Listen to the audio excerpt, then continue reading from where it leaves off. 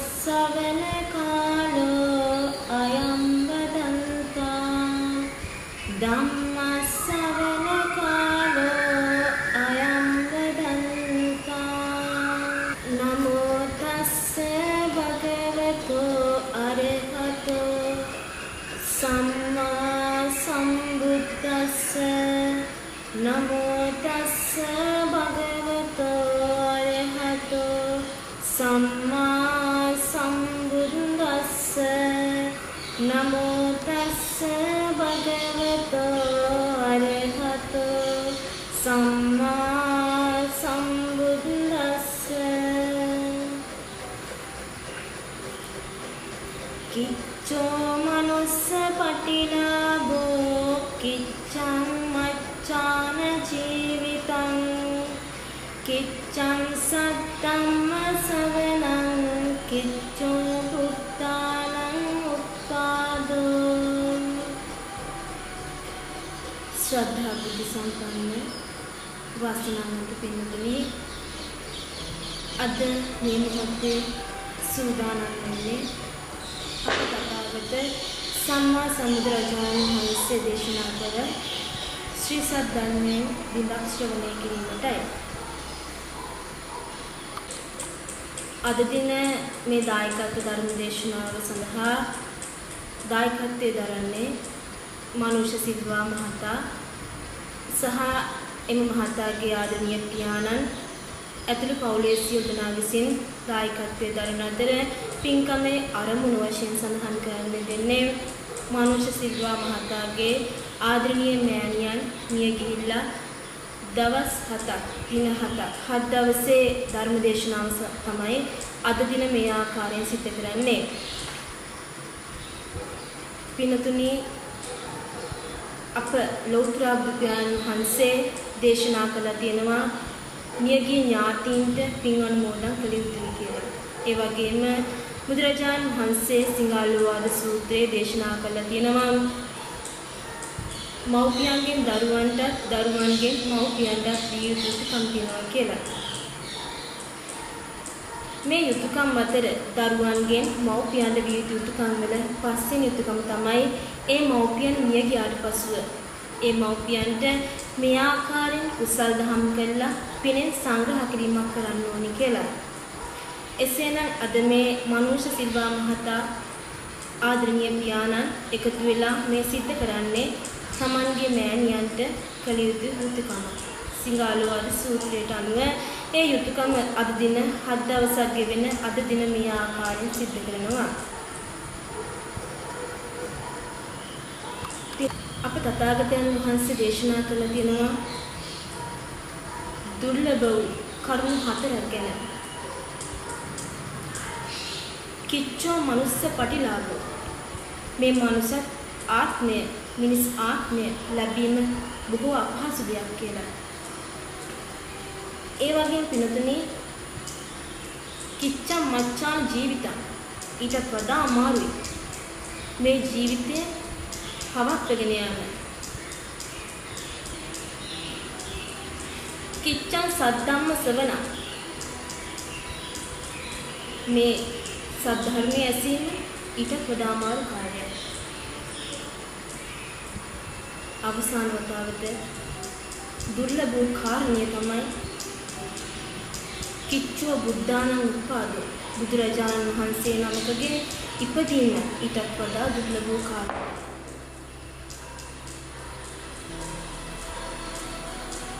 අපිට තුනතනේ මේ මිනිසත් ආත්මය බොහොම දුර්ලභයි කියලා බුදුරජාණන් වහන්සේ උදාහරණයක් දේශනා කළා.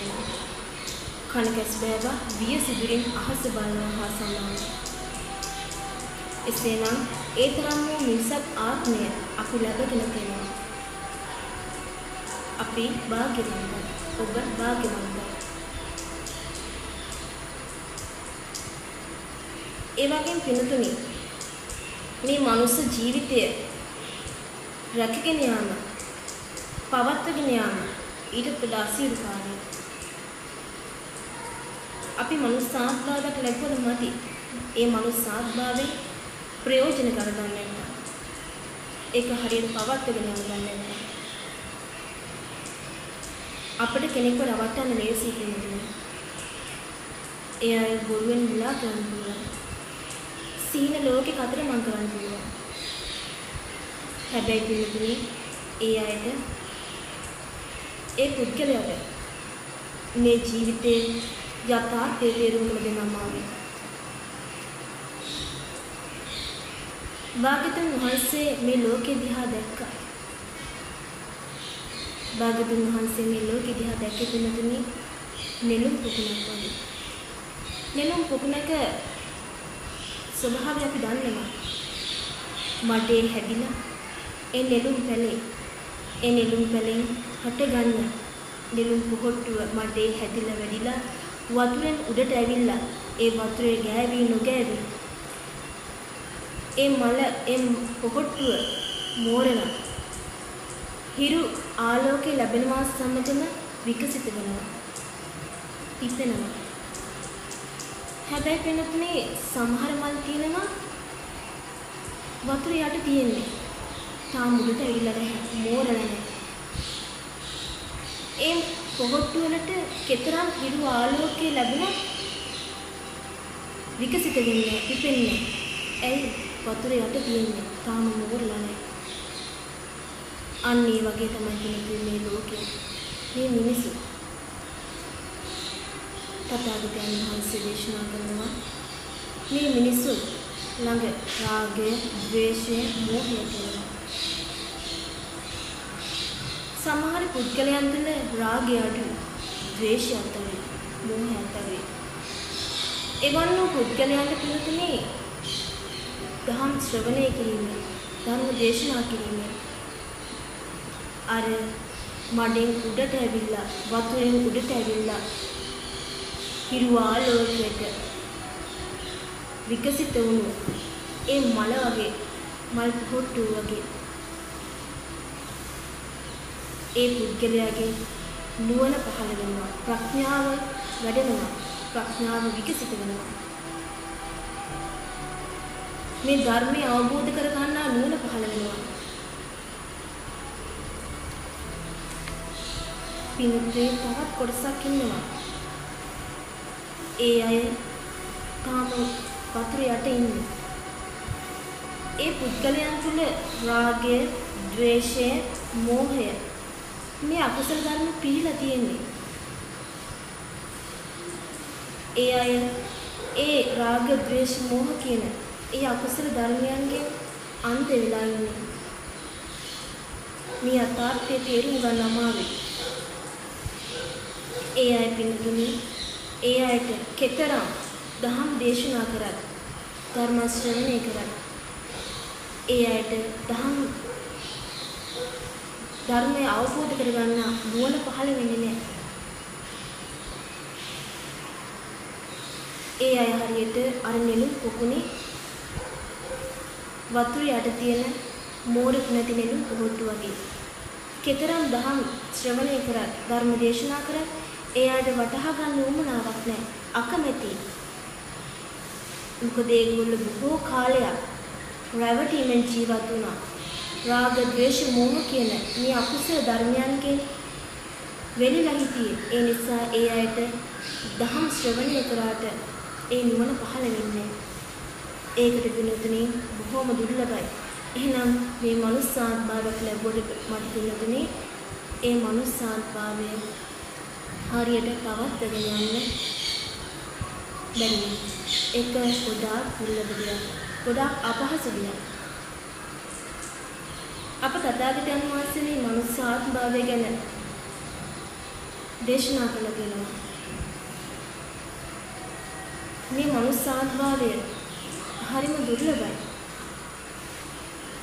අපිට පින්නතනේ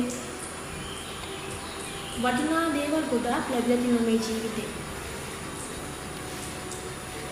අපිට වටිනා කියන දේවල් එක එක විදිහ දේවල් අපිට ලැබිලා තියෙනවා.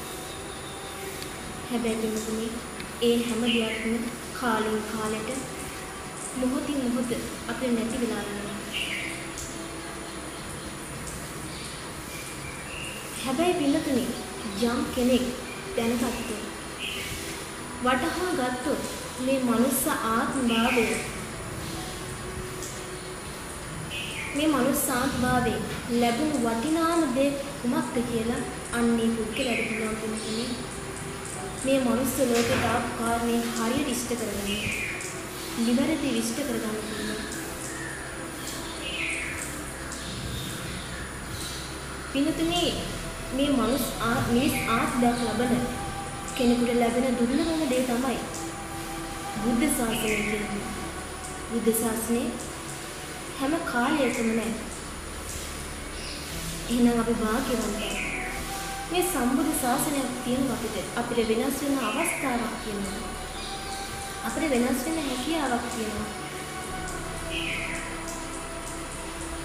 මොකද සම්බුද්ධ ශාසනය නිසා අපි මනුස්සාන්තරයක් ලැබුණ මඩ පිළිතුනි සම්බුද්ධ ශාසනයක් නැහැ. අපිට වෙනස් වෙන්න බෑ. අපේ ධර්මයේ ශ්‍රවණය කරන්න බෑ.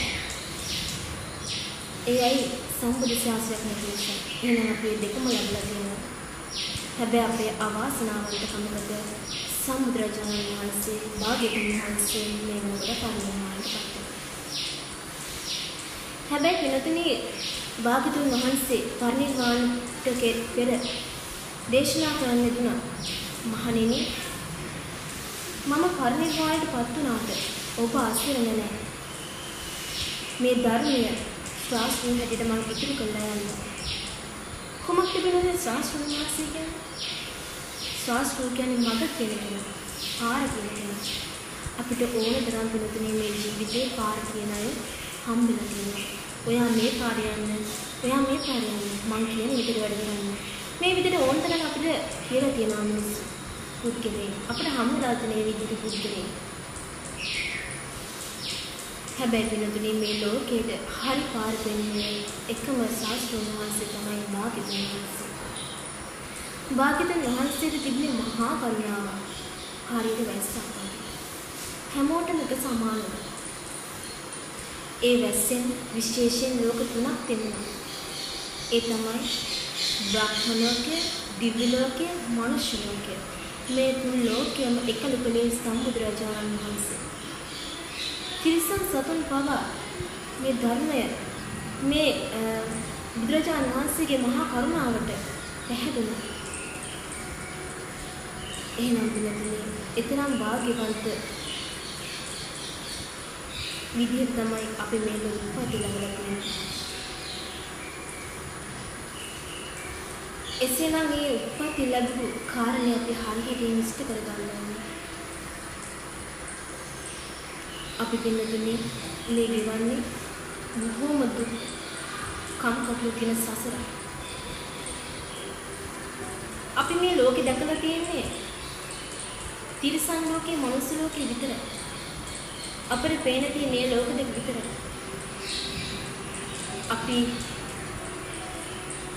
අපි වෙන අපිට කන්න තියෙන කෑම අපි ගෙදර හදන සුරතලාට දෙන්න.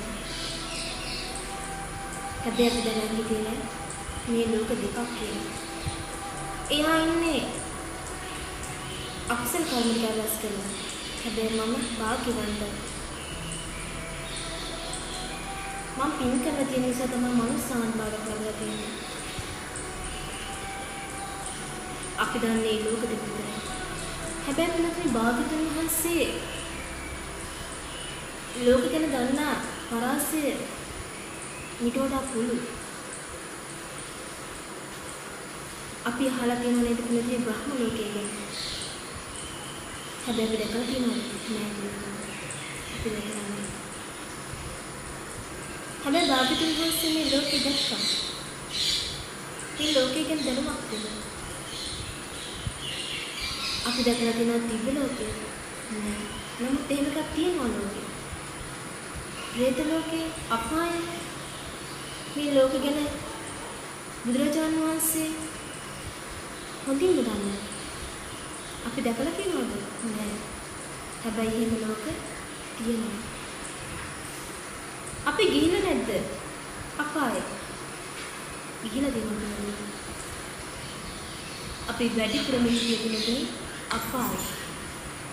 අපාය හරියට මහ ගෙදර වගේ. කොහෙ ගියත් යන්නේ එතන. අපි ගෙදරින් කොහෙට හරි යනවා. හැබැයි අපි ආයෙත් ගෙදරට එනවා. අපි කඩේට යනවා. ආයෙ ගෙදරට එනවනේ. අන්න ඒ වගේ තමයි පිළිතුරු. අපි කොහෙට ගියත් අපායට යනවා. දිව්‍ය ලෝකෙ ගියත් අපායට යනවා. බ්‍රහ්ම ලෝකෙ ගියත් අපායට යනවා. പ്രേත ලෝකෙ ගියත් අපායට යනවා. එහෙනම් වැඩි ප්‍රමින්නේ අපායයි. එහෙනම් පිළිතුරු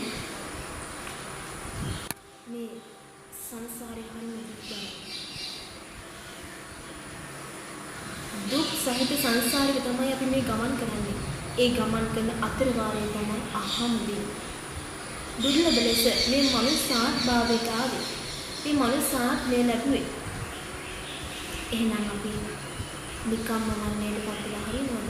නෑ. මේ ජීවිතෙන් උපරිම ඵල නෙලා ගන්න ඕනේ. මේ දුක්ඛිත සංසාරයෙන් එතර වෙන්න ඕනේ. ඒ සඳහා භාග්‍යවතුන් වහන්සේ අපට ශාස්ත්‍රයෙන් වහන්සේ ත්‍රිකල කියන්නේ ශාස්ත්‍රයෙන් හැටියට මේ ධර්මය ඉතිරි කරලා තියෙන්නේ. ඒක අවබෝධ කරගන්න අපි උත්සාහ කරනවා. අපේ මේ සංසාරේ ඕන තරම් මගේ කියලා ලං කරගත්තු අය ඇති. මේ ආත්මෙන් බලන්න. ඔබ ලං කරගත්තේ කොච්චර නම් ඉන්නවද? අම්මා ඉන්නවා, තාත්තා ඉන්නවා, සහෝදර සහෝදරියෝ, බිරිඳ, දරුවන්, ස්වාමියා මේ කියන අය අපි මගේ කියලා ලං කරගත්තා. පින්නතුනේ අපි මේ සංසාරේ මගේ කියාගෙන කී දෙනෙක් ලං කරගෙන ඇද්ද? අම්මා, තාත්තා, සහෝදර සහෝදරියෝ, බිරිඳ, දරුවන්, සැමියා මේ කියන අය ලං කරගෙන ඉන්නේ. මගේ කියාගෙන ඉන්නේ. හැබැයි පින්තුනේ අපිට මේ අය යනකොට අර යන්න පුළුවන්ද? බෑ පින්තුනේ. අපේ මරණයේදී අපිට මේ අයව අරගෙන යන්න බෑ. කොච්චර ලං කරගෙන හිටියත්, කොච්චර මගේ කියාගෙන හිටියත් අපිට මේ අයව අරගෙන යන්න බෑ පින්තුනේ. අපිට මේ යන්න පුළුවන් තනියම විතරයි. මේ ගමන යන්න පුළුවන් තනියම විතරයි. මේක තනියෙන් යන්න ඕන ගමන. කවුරුත් අරගෙන යන්න බෑ පින්තුනේ. අරගෙන යන්න පුළුවන් එකම එක දේ තමයි අපි කරපු පාප සහ පින. කුසල් සහ අකුසල්. මේ දේවල් විතරයි අපිට අරගෙන යන්න පුළුවන්. අපි මේ විදිහට සංසාරේ කී දෙනෙක් එක්ක ලං වෙලා ඉන්නේ නැද්ද? කී දෙනෙක්ව මගේ කියාගෙන ඉන්නේ නැද්ද?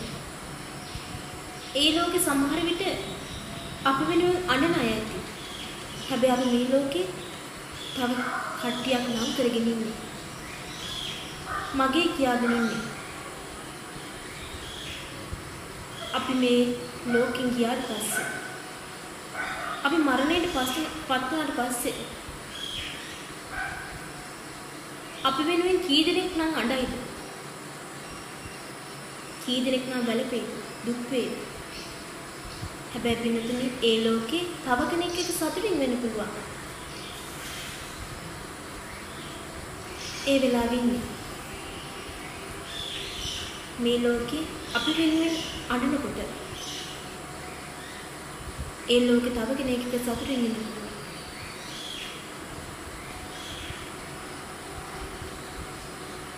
හැබැයි පින්තුනි මනුස්ස ආත්මභාවයක් ලැබලා මිනිසෙක් විදිහට මරණ හැම කෙනෙකුටම නැවත මනුස්සාත්භාවයක් ලබන්න බෑ. ඒකනේ මේ මනුස්ස ජීවිතය දුර්ලභයි කියලා කියන්නේ. තථාගතයන් වහන්සේ පින්තුනි මේ මහ පොළොව දින පස් ටික තථාගතයන් වහන්සේගේ නියසලට අරගෙන දේශනා කළා. මහණෙනි මගේ මේ නියසලේ තියෙන පස්ත වැඩි නැත්නම් මේ මහ පොළොවේ තියෙන පස්ත වැඩි? නේද්‍රජාන වහන්සේ ඔබ වහන්සේගේ නියසලේ තියෙන පස් ප්‍රමාණය අඩුයි. හැබැයි මේ මහ පොළොවේ තියෙන පස් ප්‍රමාණය වැඩි. භාගතුන් වහන්සේ දේශනා කරනවා මහණෙනි අන්නේමක තමයි මේ මිනිස් ආත්භාවය ලැබෙනවා කියලා. මිනිස්සෙක් වෙලා මිය යන මිනිසුන් නැවත මිනිස්සෙක් වෙලා උපදින්නේ මගේ මේ නියසලේ තියෙන පස් ප්‍රමාණයට. අනිත් හැමෝම වෙනත් ලෝකවල තමයි උපදින්නේ. වැඩිපුරම යන්නේ කොහෙද? අපායට තමයි. අපාය මහගෙදර කියනවනේ. අන්නේ නිසා වැඩිපුරම යන්නේ අපාය. එහෙනම් පිළිතුරේ මේ මනුස්ස ආත්මේ අපි ප්‍රයෝජන ගන්න ඕනේ. අපි තිරිසන් ආත්මාවක් ලැබුවොත් අපිට ධර්මයේ ශ්‍රවණය කරන්න පුළුවන්ද? බැහැ. අහන් ඉන්න පුළුවන්. හැබැයි අවබෝධ කරගන්න පුළුවන්ද? බැහැ. ඔය ඕනතරම් ධර්ම දේශනා සිද්ධ කරන ස්ථානවල සත්තු ඉන්නවා. නමුත් ඒයට අපිට වගේ තේරෙනවද? නැහැ. එහෙනම් පිනතුනි මේ ධර්මය අවබෝධ කරගන්න මිනිස්සෙක් වෙන්න ඕනේ. නිවන් දකින්න මිනිස්සෙක් වෙන්න ඕනේ.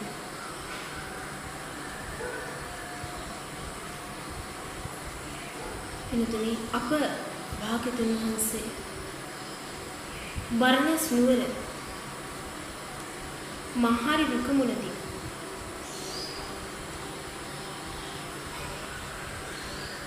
ඒරක පත්ත කියන මහා නාග රාජයාට ලස්සන කතා පොතක් දේශනා කළා.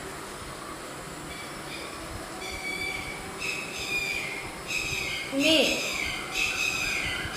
නාග රාජයා කස්සප බුදුරජාණන් වහන්සේ ජීවමාන වැඩ සිටින සමයේ මහා භාග්‍යවන්ත උතුම් මිනිසෙක් වෙයි. හරි දෙහැමව ජීවත් වුණා, ධාර්මිකව ජීවත් වුණා. සත්‍ය ධර්මයේ ශ්‍රවණය කළා. මේ ආකාරයෙන් පිනට යොමු වෙලා හිටපු පුද්ගලයා. මේ පුද්ගලයා පිනතුනේ කස්සප බුදුරජාණන් වහන්සේගේ ශාසනය පැවිදි වුණා. පැවිදි දම්පිරුවා. දැන් භික්ෂුන් වහන්සේ. මේ භික්ෂුන් වහන්සේ දිනා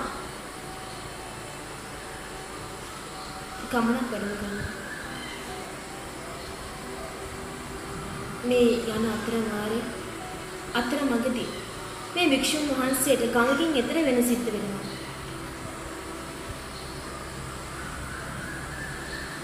එතර වෙන්න පිළිතුරේ මේ භික්ෂුන් වහන්සේ පහුරට නගිනවා. පහුරට නගින්න මේ භික්ෂුන් වහන්සේ ඒ අසල පාත් වෙලා තිබ්බ අත්තක් අල්ලගන්නවා. මේ අත්ත අල්ලගෙන භික්ෂුන් වහන්සේ පහුරට වැඩම කරනවා. නගිනවා. නගලා මේ අත්ත අතාරිනවා. අතාරිනකොට පින්නතුනේ මේ භික්ෂුන් වහන්සේගේ අතින් අර අත්තේ තිබ්බ කොලේ අතාරිනවා. මේ කොලේ කඩුනක වරදක් කියලා මේ භික්ෂුන් වහන්සේ දැනගන්නවා. උපසම්පදා වෙච්ච භික්ෂුන් වහන්සේ නමක් නිසා මේ භික්ෂුන් වහන්සේට හිතෙනවා මේ මං කරේ වැරද්දක් නේද? බය වෙනවා. හැබැයි පිනුතුනේ මේ භික්ෂුන් වහන්සේ මේ වැරද්ද කමා කරගන්න උත්සාහ වෙන්නේ නැහැ. කමා කරගන්න හදන්නේ. ඒ නිසා මේ භික්ෂුන් වහන්සේ මේ වැරද්දම හිතේ තියාගෙන ජීවත් වෙනවා. වැරද්ද නිතර සිහි කරනවා. හොස්සේ පිනුතුනේ මේ මහා නාග රාජ්‍යය විලා ඉපදුනේ මේ භික්ෂුන් වහන්සේ.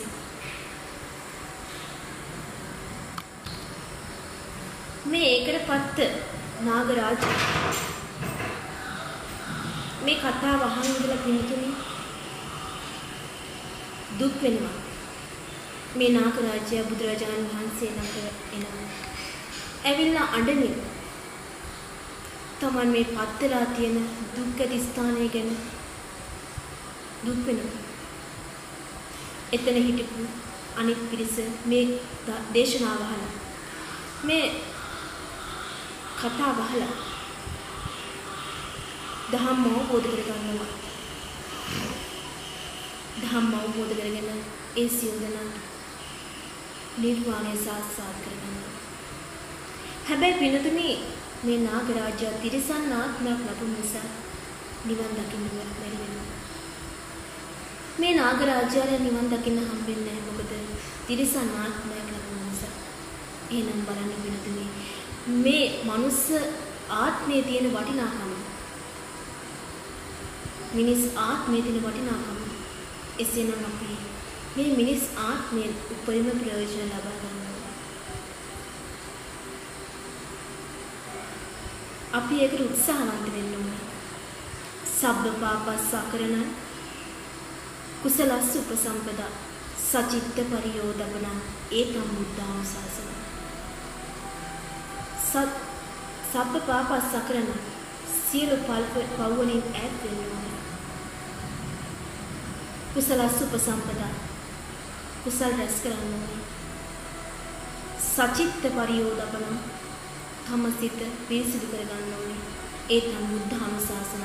මේ බුදුරජාණන් වහන්සේලාගේ අනුශාසනාවයි අවවාදයයි ඉගැන්වීමයි. එසේනම් ඔබ ඒ අනුව ජීවිතය හදාගන්න. ඔබ මෙතෙක් වේලා මේ ධර්ම දේශනාව ශ්‍රවණය කළේ. මේ ධර්ම දේශනාවෙන් ශ්‍රවණය කළේ මනුස්ස ජීවිතය ගැන. මේ දුර්ලභ වූ කාරණා හතර ගැන. මොකක්ද ඒ කාරණා හතර? කිච්චෝ මනුස්ස පටිලාභෝ. මේ මිනිස්සුත් බව ලබා ගැනීම බොහෝ අපහසු කාර්යයක්. කිච්චම් මච්ඡාන් ජීවිතං. මේ ජීවිතේ පවත්වගෙන යාම ඊට වඩා අපහසු කාර්යයක්. කිච්චං සද්ධම්ම ශ්‍රවණ. මේ සද්ධර්මයේ ශ්‍රවණය කරන්න ලේසියෙන් බෑ. ඒක දුර්ලභ දෙයක්. කිච්චෝ බුද්ධාන උපාද. භාගතුන් වහන්සේ නමකගේ උත්පත්තිය, බුදුරජාණන් වහන්සේ නමකගේ උත්පත්තිය ඊට වඩා අමාරු කාර්යයක්. ඊට වඩා දුර්ලභ කාර්යයක්. දුර්ලභ දෙයක්. ඒ කාරණා හතර තමන්ගේ සිත් තුළ තියාගෙන මේ ධර්ම ශ්‍රවණය ලබා ගත්තා වූ උතුම් පින් අපි දෙවියන්ට අනුමෝදන් කරමු. දෙවියෝ මේ පින් අනුමෝදන් කරගෙන සුඛී සුවපත් භාවයටපත් වෙනවා. දෙවියන් පතන බෝධියකින් උතුම් වූ අමා මහ නිවන් සාක්ෂාත් කරගනිමු. ඒ වගේම මේ දායකත්ව ධර්ම දේශනාව සිදු කරන්නේ මනුෂ්‍ය සිල්වා මහතා ඒ ආදරණීය පියාණන් ඇතුළු පවුලේ සම ප්‍රංශයේ ජීවත් වෙන මේ සිය පවුලේ සියලු දෙනා නමින් මිය ගිය ඒ ආදරණීය මෑණිය මාළනී සිල්වා ස්වාමි පුරුෂයාගේ ආදරණීය බිරිඳ ඒ අරමුණු කරගෙන තමයි මේ ධර්ම දේශනාව සිදු කරන්නේ. එසේනම් අපි ඒ උතුම් මාතාවට පින් අනුමෝදන් කරමු. ඔබ නමින් මියගිය සියලුම ඥාතීන්ට මේ පින් අනුමෝදන් කරමු. ප්‍රංශයේ ජීවත් වෙලා ඒ රෝගාබාධයකින් අභාවයටපත් වුණු ඒ මාළනී සිල්වා ආදරණීය මෑණියන් ඇතුළු වර්ග පරම්පරාව නමින් මියගිය සියලුම ඥාතීන් මේ පින් අනුමෝදන් කරගනිත්වා. දුක් ඇති වූ ස්ථාන උත්පත්ති ලබා ඇත්නම් ඒ දුකින් අත මිදෙත්වා. සුඛ ඇති ස්ථාන උත්පත්ති ලබා ඇත්නම් ඒ සුඛ ඇති ස්ථාන වලින් සුගත ඇති ස්ථාන වඩා වර්ධනය වේවා. ඒ වගේම මේ භයානක සංසාරයෙන් එතර වෙන ඒ උතුම් වූ අමා මහ නිවන් සාක්ෂාත් කර ගැනීමට මේ සියලු පින් ඒ මෑණියන් ඇතුළු මියගේ සියලුම ඥාතීන්ට හේතු වේවා, වාසනාව වේවා කියලා කියන්නේ සාදුකාරය.